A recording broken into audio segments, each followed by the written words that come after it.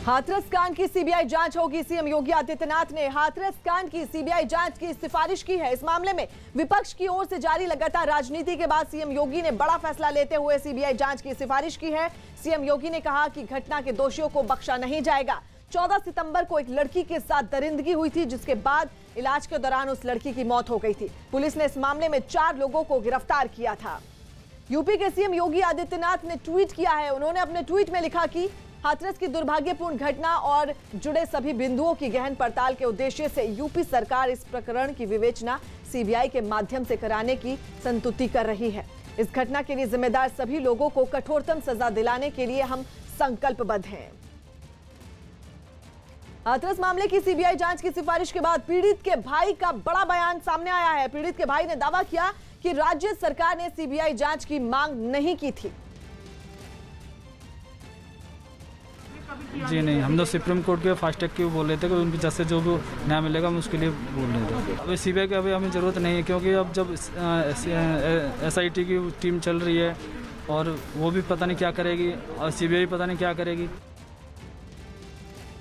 योगी government की तरफ से किया गया है मैम। हम तो यही चाह रहे थे कि शायद हमारी जो मांग है, वो जो भी इंसाफ की लहर है, वो सुप्रीम कोर्ट तक पहुंचे। वहाँ की जज की निगरानी में जो भी इंसाफ हो, जज की निगरानी में जो भी उनकी टीम है, वो इस केस को सॉल्व करे तो ज़्यादा बेहतर रहता।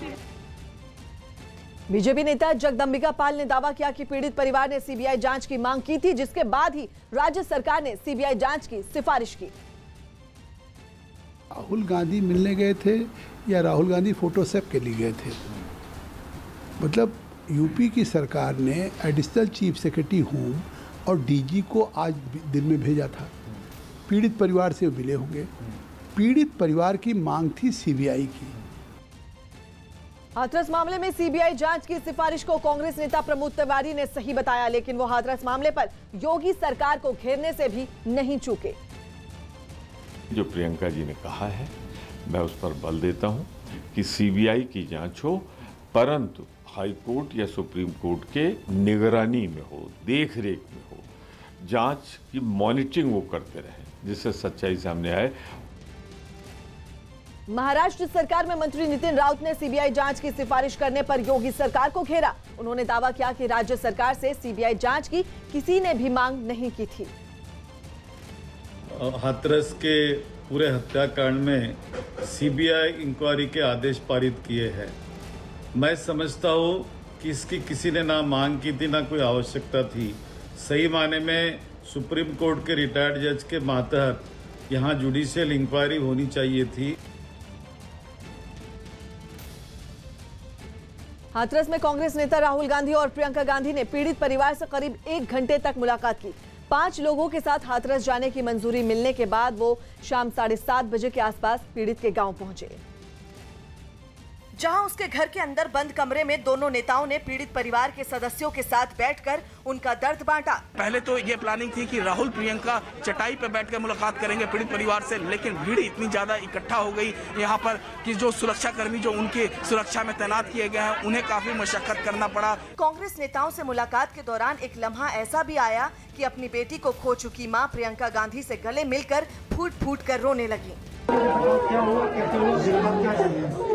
राहुल और प्रियंका के साथ प्रतिनिधि मंडल भी मौजूद दिखा, जो पीड़ित परिवार के कुछ सवालों को एक कॉपी पर नोट करता दिखाई दिया। हमने जो सवाल थे, जो हमने जो बहन के जो डेड बॉडी में बगैर पूछे क्यों लेके आई, जो सवाल हमारे 4-5 उनको सवाल लिख के लेके हैं। प्रियंका और राहुल के वहां रहने के दौरान मकान के बाहर मौजूद भीड़ को संभालना सुरक्षा कर्मियों के लिए काफी मुश्किल भरा रहा, क्योंकि वहां बड़ी संख्या में मीडिया कर्मी और दूसरे लोग मौजूद रहे। हर कोई 4 दीवारी में चल रही बातचीत को जानने के लिए बेताब दिखा।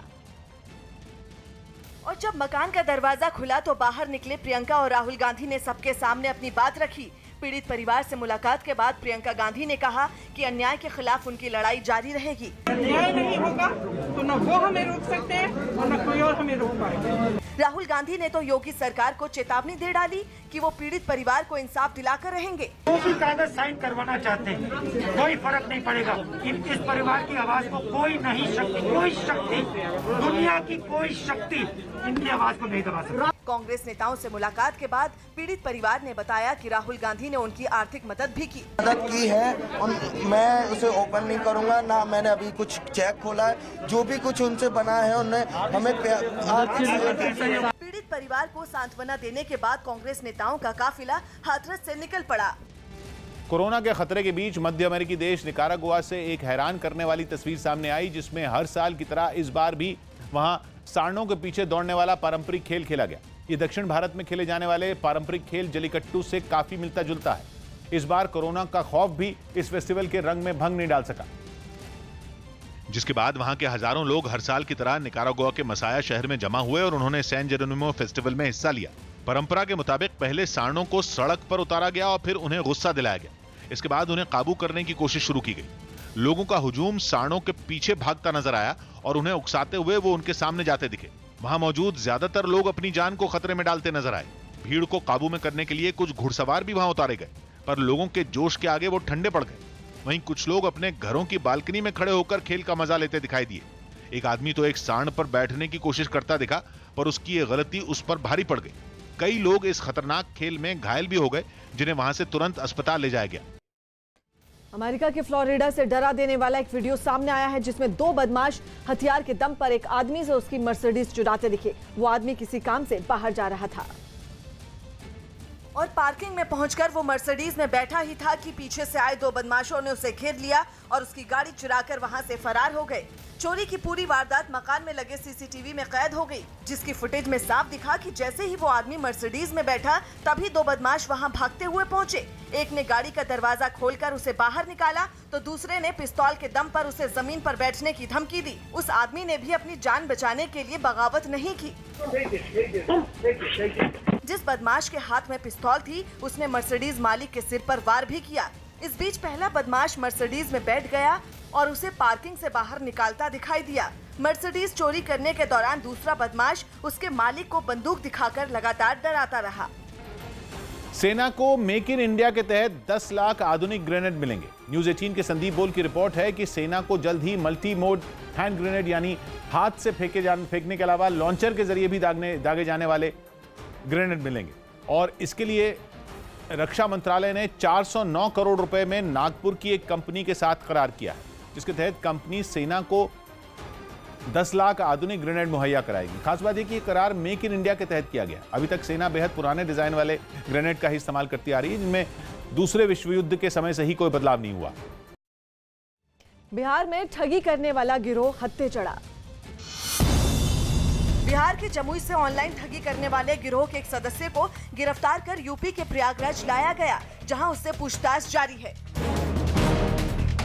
कृषि बिलों और महिलाओं के खिलाफ होने वाले अपराधों के विरोध में पश्चिम बंगाल के दक्षिण 24 परगना में तृणमूल कांग्रेस के कार्यकर्ताओं ने जोरदार प्रदर्शन किया। यूपी के मथुरा में यमुना नदी के किनारे मिली एक जख्मी नाबालिग को पुलिस ने इलाज के लिए अस्पताल में भर्ती करवाया। नाबालिग ने अपने परिवार वालों पर ऑनर किलिंग का आरोप लगाया। बिहार के मधुबनी में पुलिस ने एक गाड़ी से अवैध शराब की 1,500 से ज्यादा बोतलें बरामद की। अमेरिका के कैलिफोर्निया से एक हादसे की डराने वाली तस्वीरें सामने आई। वहां एक F-35 लड़ाकू विमान हादसे का शिकार हो गया। बताया गया कि ईंधन भरते वक्त यह लड़ाकू विमान दूसरे विमान से टकरा गया, जिसके बाद वो सीधा नीचे की तरफ गिरने लगा। इस हादसे का एक वीडियो भी सामने आया, जिसमें यह 5वीं पीढ़ी का लड़ाकू विमान तेजी से नीचे गिरता दिखाई दिया। नीचे गिरते ही विमान जोरदार धमाके के साथ आग के गोले में बदल गया। बताया गया कि F-35 के पायलट ने वक्त रहते ही विमान से छलांग लगा दी थी, जिससे उसकी जान बच गई। इस हादसे में ईंधन ढोने वाले विमान को भी भारी नुकसान पहुंचा, जिसके बाद उसकी इमरजेंसी लैंडिंग करानी पड़ी। हालांकि इस विमान के पायलट ने होशियारी दिखाते हुए विमान को किसी तरह सही सलामत नीचे उतार लिया। दिल्ली की रोहिणी से चौंका देने वाला एक वीडियो सामने आया है, जिसमें एक मोटरसाइकिल पर सवार 3 लड़के चोट लगने का ड्रामा करके एक आदमी से उसकी चेन छीनते दिखाई दिए। चोरी की वारदात एक मंदिर के बाहर हुई, जहां उस आदमी को अपनी बातों में फंसाकर तीनों बदमाश वहां से फरार हो गए, जिसका वीडियो भी सामने आया, जिसमें वो आदमी गायों को कुछ खिलाकर आगे बढ़ता नजर आया। तभी सामने से फोन पर बात करते हुए निकल रहा एक लड़का उससे जानबूझकर टकराया और उसने पैर में चोट लगने का बहाना बनाकर उस आदमी को वहीं रोक लिया। इस बीच उसके मोटरसाइकिल सवार दोनों साथी वहां पहुंचे और जिस लड़के ने चोट लगने का ड्रामा किया, वो अपने साथियों को दिखाने लगा कि उसे चोट कैसे लगी। कुछ देर बाद तीनों वहां से जाने के लिए मोटरसाइकिल पर बैठ भी गए, लेकिन उन्होंने वहां से जाने की बजाय उस आदमी के चारों तरफ चक्कर काटने शुरू कर दिए। फिर उनमें एक बदमाश मोटरसाइकिल से उतरा और उस आदमी के गले में मौजूद चेन को अचानक छीनने के बाद उसे धक्का देकर सड़क पर गिरा दिया। जब तक वो आदमी उठकर तीनों को पकड़ पाता, तब तक वो मोटरसाइकिल से वहां भाग गए। ताइवान के विदेश मंत्री ने दावा किया कि उनके देश में लोगों को चीन से जंग की आहट महसूस होने लगी है। एक तरफ ताइवान और अमेरिका की नजदीकियां बढ़ रही हैं, दूसरी तरफ दक्षिण चीन सागर में चीन की ताइवान को उकसाने वाली हरकतें थम नहीं रही। इसीलिए अब ताइवान को लगने लगा है कि चीन के साथ जल्द ही जंग की नौबत आएगी। दक्षिण चीन सागर में अभ्यास कर रही चीन की सेना पिछले कुछ हफ्तों से लगातार ताइवान से उलझ रही है। ताइवान के मुताबिक 16 सितंबर के बाद से चीन की नौसेना ने 7 बार समुद्री सीमा का उल्लंघन किया। इनमें 4 बार तो ताइवान की फौज ने चीन की सेना को समुद्र के विवादित हिस्सों से खदेड़ा भी। चीन के इस आक्रामक रुख के पीछे ताइवान और अमेरिका की बढ़ती नजदीकियों को वजह माना जा रहा है। ताइवान ने पिछले 1 महीने में कई बार चीन को दो टूक कहा कि वो चीन की दादागिरी के सामने झुकने वाला नहीं है। बिहार में एनडीए के खिलाफ बिहार विधानसभा चुनाव के लिए मैदान में उतर रहे महागठबंधन में सीटों का बंटवारा होते ही दरार पड़ गई। पटना में सीटों के बंटवारे के ऐलान के वक्त ही विकासशील इंसान पार्टी के कार्यकर्ताओं ने हंगामा शुरू कर दिया और वीआईपी पार्टी के अध्यक्ष मुकेश साहनी प्रेस कॉन्फ्रेंस छोड़कर बाहर निकल आए, जिसके बाद पार्टी कार्यकर्ताओं ने उनके समर्थन में नारेबाजी की। इतना ही नहीं, मुकेश साहनी ने प्रेस कॉन्फ्रेंस के बीच ही वादा पूरा नहीं करने का आरोप लगाते हुए महागठबंधन को छोड़ने का ऐलान भी कर दिया।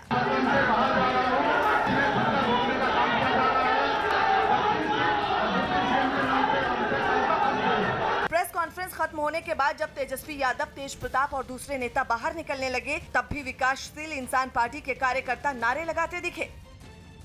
इससे पहले महागठबंधन में सीटों के समझौते के लिए बुलाई गई प्रेस कॉन्फ्रेंस में ऐलान किया गया कि तेजस्वी यादव के नेतृत्व में महागठबंधन चुनाव लड़ेगा, यानी महागठबंधन की तरफ से तेजस्वी यादव मुख्यमंत्री पद के उम्मीदवार होंगे। महागठबंधन में शामिल आरजेडी के हिस्से में 144 सीटें आई तो कांग्रेस को 70 सीटों पर चुनाव लड़ने का मौका मिलेगा और लेफ्ट 29 सीटों पर बिहार विधानसभा चुनाव लड़ेगी।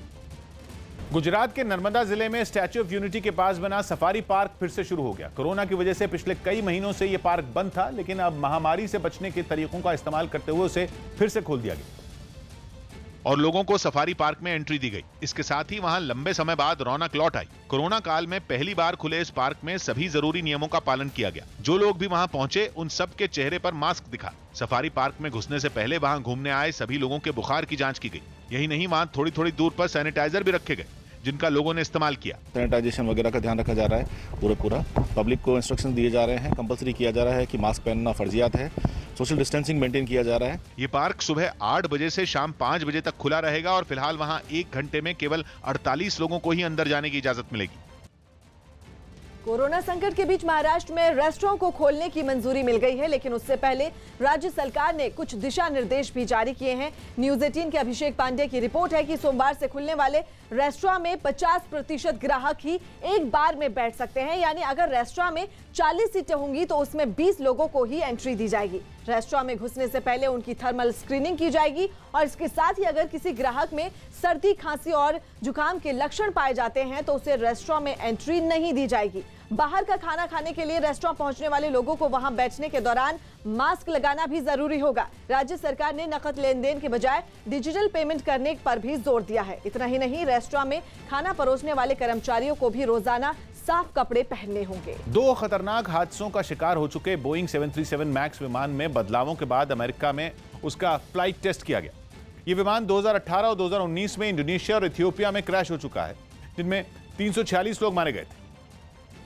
इस वजह से पिछले साल पूरी दुनिया में बोइंग 737 मैक्स प्लेन के उड़ने पर रोक लगा दी गई थी, लेकिन जब अमेरिका के सियाटल में अहम बदलावों के बाद विमान रनवे पर लौटा तो खुद अमेरिका की फेडरल एविएशन एडमिनिस्ट्रेशन के मुखिया उसका टेस्ट लेने पहुंचे। हवाई जहाज को हरी झंडी देने से पहले वो उसका निरीक्षण करते नजर आए, उसकी एक एक बारीकी पर गौर करते दिखे। इतना ही नहीं, प्लेन का इम्तिहान लेने के लिए उन्होंने कॉकपिट में कैप्टन की जगह ले ली और करीब 2 घंटे तक विमान उड़ाया। पटना में पूर्व मुख्यमंत्री और आरजेडी नेता राबड़ी देवी के आवास के बाहर टिकट की दावेदारी को लेकर लोगों ने हंगामा किया। हंगामा कर रहे लोग वैशाली और गया जिले से वहां पहुंचे थे, जो वैशाली के लालगंज विधानसभा सीट पर अपने नेता को टिकट दिलाने की मांग करते नजर आए। हम लोग चाहते हैं कि लालगंज विधानसभा क्षेत्र से मंजू सिंह को ही टिकट मिलना चाहिए, क्योंकि हर मुसीबत में जनता के साथ वो खड़े हैं। वैशाली के अलावा गया जिले में भी कई लोग वहां पहुंचकर हंगामा करते दिखाई दिए। उन्होंने गया के टेकारी विधानसभा सीट पर उम्मीदवार बदलने की मांग की। हम लोग का मांग है कि टेकारी से क्षेत्रीय उम्मीदवार को टिकट मिले, ताकि हम लोग वहां से मजबूती से जीत करके आए। टिकट की दावेदारी के मुद्दे पर गुस्साए लोगों ने अपने नेताओं के समर्थन में खूब नारे भी लगाए। बिहार में विधानसभा चुनाव है और ऐसे में टिकट के दावेदारी को लेकर राबड़ी देवी के आवास पर विरोध प्रदर्शन चल रहा है। इस हंगामे के बीच पार्टी के बड़े नेताओं का राबड़ी देवी के आवास में जाने का सिलसिला भी जारी रहा। हालांकि उन्होंने नाराज समर्थकों को मनाने की कोशिश नहीं की। चीन के जियांगशी प्रांत से एक दिल दहला देने वाला वीडियो सामने आया, जिसमें एक 2 साल का बच्चा एक ट्रक के नीचे आ गया। इस घटना से ठीक पहले वो बच्चा सड़क के किनारे खेल रहा था और खेलते हुए वो सड़क के बीचों बीच पहुंच गया, जहां पहले से एक ट्रक खड़ा था। ट्रक के ड्राइवर को बच्चे का पता नहीं चला और उसने ट्रक आगे बढ़ा दिया। ट्रक के अगले हिस्से से टकराते ही वो बच्चा सड़क पर गिर पड़ा। वो बच्चा ट्रक के बिल्कुल बीचों बीच गिरा, इसलिए अगले पहियों की चपेट में आने से बच गया। ट्रक का ड्राइवर वहां से अपना ट्रक मोड़ रहा था, इसलिए ट्रक के पिछले पहिए भी उसके बगल से निकल गए। इस दिल दहला देने वाले हादसे में वो बच्चा पूरी तरह सुरक्षित रहा। गुजरात के बनासकांठा में एक हैरान कर देने वाली तस्वीर सामने आई, जब एक नई सड़क के भूमि पूजन के कार्यक्रम में सोशल डिस्टेंसिंग की जमकर धज्जियां उड़ाई गई। इस कार्यक्रम में इलाके के विधायक के साथ मशहूर गायिका को भी बुलाया गया, जिन्हें देखने के लिए लोगों की इतनी भीड़ उमड़ पड़ी कि किसी को भी कोरोना के खतरे का जरा सा भी ख्याल नहीं रहा। विधायक और गायिका दोनों अलग अलग घोड़े पर सवार दिखे, जिनके साथ हजारों की संख्या में लोग जुटते चले गए।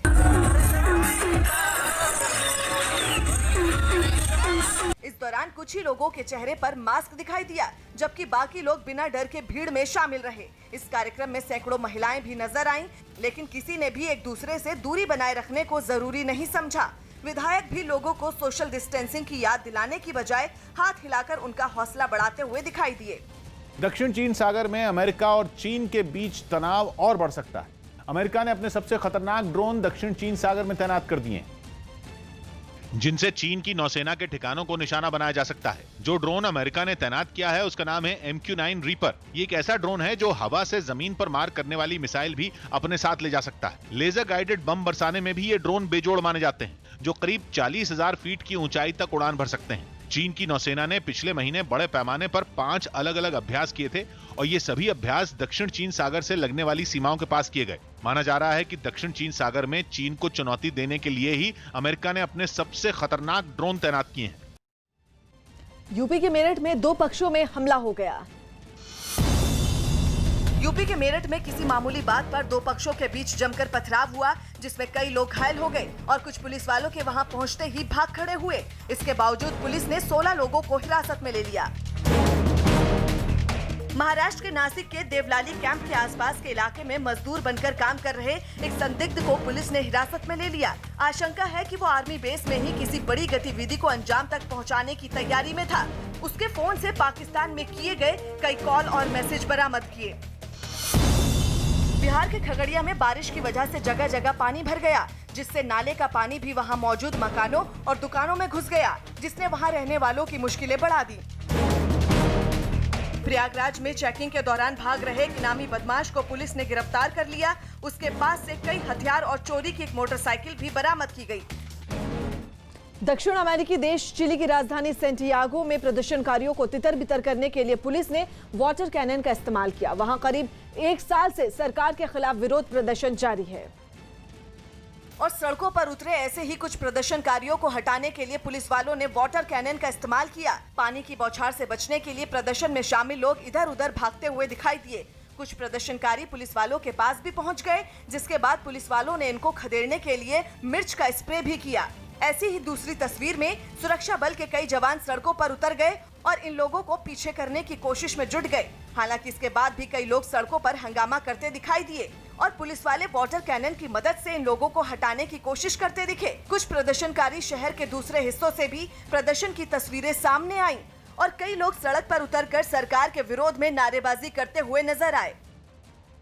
चीन ने चेतावनी जारी करते हुए बताया कि कोरोना की दूसरी लहर अमेरिका, ब्रिटेन और भारत में कहर बरपा सकती है।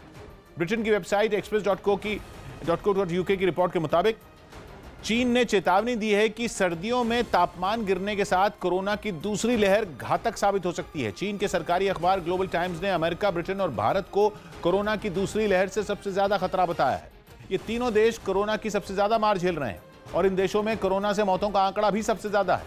लेकिन अब चीन के सरकारी ग्लोबल टाइम्स ने दावा किया है कि कोरोना की दूसरी लहर इन देशों के लिए खतरनाक बन सकती है। दुनिया में कोरोना का पहला मामला चीन के वुहान में पिछले साल दिसंबर में आया था, जिसके बाद इसने दुनिया भर के कई देशों को अपनी चपेट में ले लिया और अब इसकी दूसरी लहर का भी अनुमान लगाया जा रहा है। आर्मेनिया और अजरबैजान की लड़ाई का दायरा अब बड़ा होने लगा है, इतना बड़ा कि पूरी दुनिया को तीसरे विश्व युद्ध की आहट सुनाई देने लगी है। ये हम इसलिए कह रहे हैं क्योंकि इन तनाव वाले माहौल में अजरबैजान के साथ तुर्की और पाकिस्तान के खुलकर सामने आ गए हैं।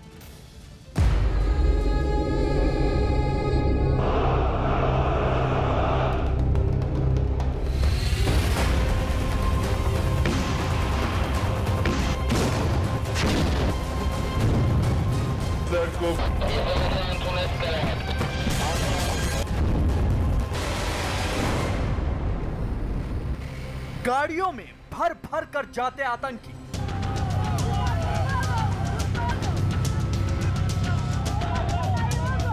हर आतंकी के हाथ में बंदूक,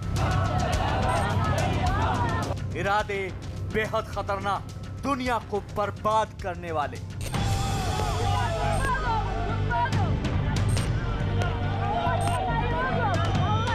सोशल मीडिया पर यह वीडियो बेहद वायरल है, जिसे आर्मेनिया और अजरबैजान से जोड़कर वायरल किया जा रहा है। दावा किया जा रहा है कि आतंकवाद की फैक्ट्री पाकिस्तान और उसके धार्मिक आका तुर्की के आर्मेनिया से जंग के लिए हजारों आतंकी भेजे गए हैं, जो कि आर्मेनिया और अजरबैजान के बीच छिड़े युद्ध में मुस्लिम आबादी वाले देश अजरबैजान का साथ देने जा रहे हैं और आर्मेनिया को तबाह करके ही वापस लौटने वाले हैं।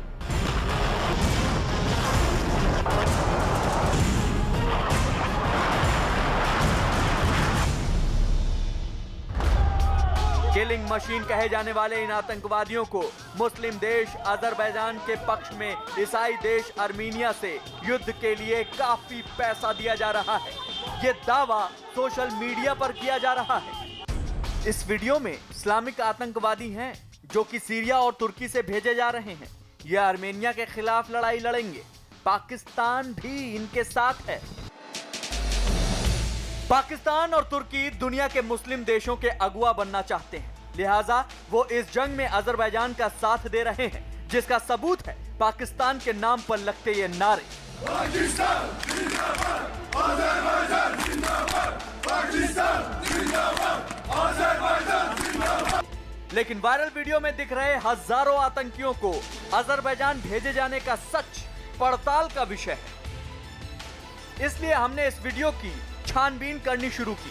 वायरल हो रहा ये वीडियो सैमुएल मार्टायोजियन के ट्विटर हैंडल पर भी मिला, जिसके बारे में उन्होंने लिखा है, सीरिया और लीबिया के आतंकियों को हमारे देश की तरफ भेजा जा रहा है, जिसे तुर्की का पूरा समर्थन है।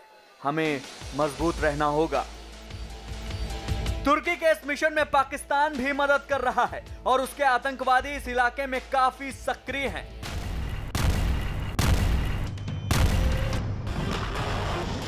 अजरबैजान में भी पाकिस्तान ने सैनिक तो भेजे हैं, साथ ही साथ आतंकवादी भी भेजे हैं।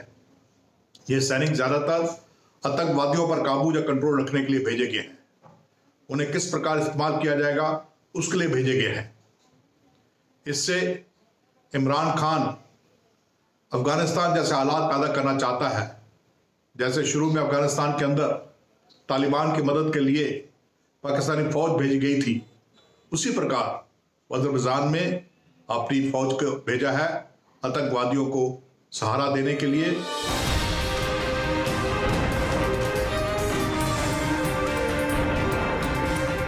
तुर्की, सीरिया और पाकिस्तान का यूं इस तरह बेगानी लड़ाई में कूदना चिंता का विषय बन गया है, क्योंकि आर्मेनिया के साथ रूस की संधि है और अगर आर्मेनिया को जरूरत पड़ी तो रूस को आर्मेनिया की तरफ से आवाज बुलंद करनी पड़ेगी, जिसके चलते विश्व युद्ध 3 का खतरा मंडराने लगा है।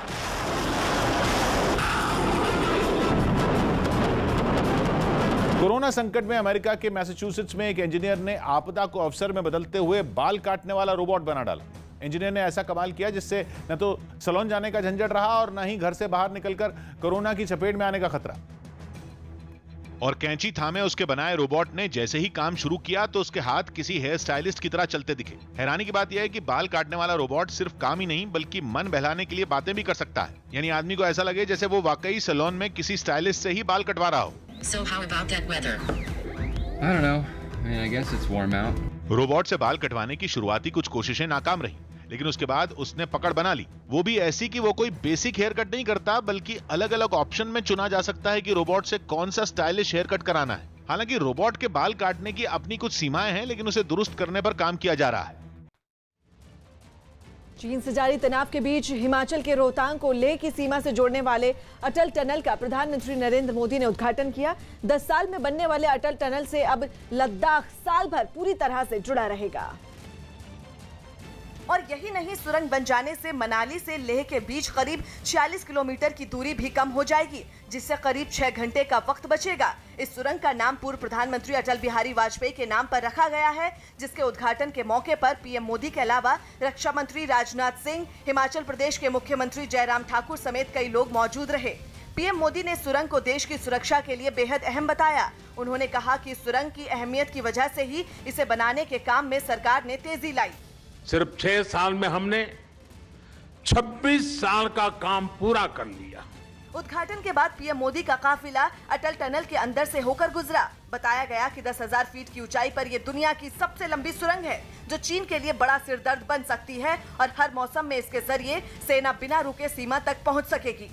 कोरोना संकट के बीच ब्राजील के मनौस में लोगों के लिए शर्तों के साथ ओपेरा हाउस खुल गए। महामारी की वजह से वहां ओपेरा हाउस पर पिछले 6 महीनों से रोक लगी, जिसमें छूट मिलते ही महीनों से घरों में कैद लोग अपना पसंदीदा संगीत सुनने ओपेरा हाउस पहुंच गए। सामने आई कुछ तस्वीरों में मनौस शहर में बने एक खूबसूरत ओपेरा हाउस के बाहर कई लोग कतारों में खड़े होकर अपनी बारी का इंतजार करते दिखे और अंदर पहुंचने के बाद जैसे ही कार्यक्रम शुरू हुआ, लोग उस संगीत में पूरी तरह डूब गए। हालांकि कोरोना के खतरे को देखते हुए वहां क्षमता के सिर्फ 50% लोगों को ही आने की मंजूरी दी गई। एहतियात के तौर पर उन्हें एक दूसरे से कुछ दूरी पर ही बिठाया गया। De 344 lugares nós temos disponíveis durante os espetáculos। इतना ही नहीं, ओपेरा हाउस के कर्मचारी वहां पहुंचे हर व्यक्ति के शरीर का तापमान मापते दिखे और सैनिटाइजर से उनके हाथ भी साफ करवाते दिखे। मध्य प्रदेश के उमरिया में मकान ढहाने पर बवाल हो गया।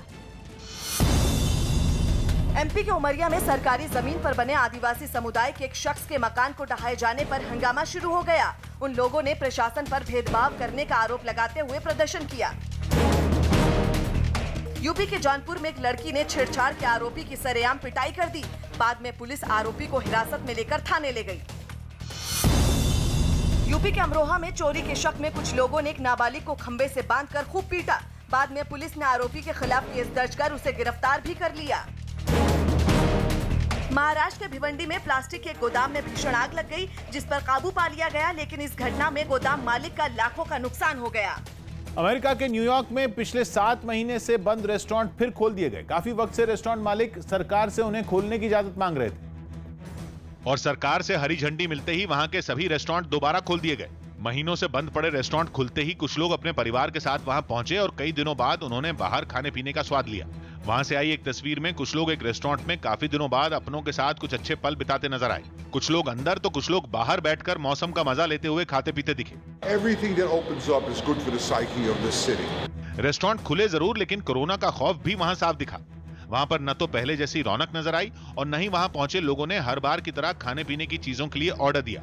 If you rush it too much, you might get into a second wave, maybe even second lockdown. Restaurant कारोबार से जुड़े लोगों ने सरकार से नियमों में थोड़ी और ढील देने की मांग की, जिससे कि उनका धंधा पहले की तरह पटरी पर लौट सके। हाथरस कांड में विरोध में आगरा में हो रहे प्रदर्शन के दौरान लोगों की पुलिस से झड़प हो गई।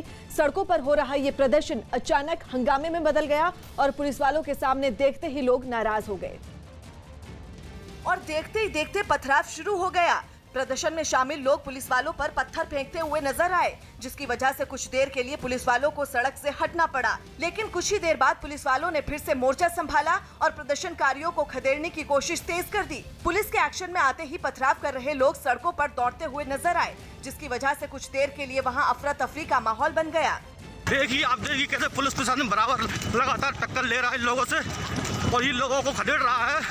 काफी देर तक चले इस हंगामे के बाद पुलिस वालों ने प्रदर्शन में शामिल लोगों को वहां से भगा दिया, जिसके बाद पुलिस अधिकारियों ने लोगों से शांति बनाए रखने की अपील की। बहुत सारे एरियाज में ड्रोन का भी प्रयोग किया जा रहा है। मेरा सभी लोगों से अनुरोध है कि वो शांति व्यवस्था बनाए रखें। इससे पहले सड़क पर उतरे इन लोगों से पुलिस वालों ने शांत रहने और वापस लौटने की अपील भी की, लेकिन हंगामा शांत होने की बजाय पथराव में बदल गया।